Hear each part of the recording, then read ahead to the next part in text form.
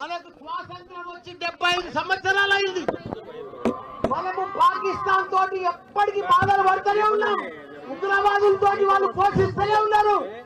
మనం ప్రధానమంత్రికి ఒకటే మేము మనవి చేస్తున్నాం అందరికీ, మోడీజీ पाकिस्तान उग्रवादों को खत्म करो, कुचल कुचल के रख दो, एक एक को जिंदगी में फिर अपना भारत का तरफ नहीं देख रहा हो लोग. उग्रवादों को पूरा पाकिस्तान ప్రపంచంలో చిత్రపటంలోనే పాకిస్తాన్ కనిపిస్తుంది. నెక్స్ట్ మనం 75 సంవత్సరాల మంది బాధపెడుతున్నారు. మనం ఇక భరించలేము. మనం ఇక ఓపిక లేదు మనకు. మన సైనికులు మన ఎంతో మంది ప్రాణాలు కోల్పోయారు. ఈ రోజు కూడా మన తెలుగు బిడ్డ మురళీ నాయక్ గారు చనిపోయిన ఆయనకు కూడా ప్రత్యేక సంతానం. ఆయన మనం ఎంత ఇచ్చిన ఆయన లోటు తీర్చలేము. ఆయన కుటుంబానికి కూడా చెప్తున్న మనం మాత్రం ఇప్పుడు వదిలేదే లేదు.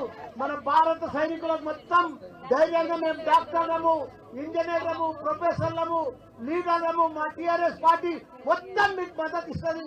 మీరందరూ కూడా పోరాడి ఆ ఉగ్రవాదులను మొత్తం ఖతం చేయాలని కోరుకుంటున్నా. జై జవాన్.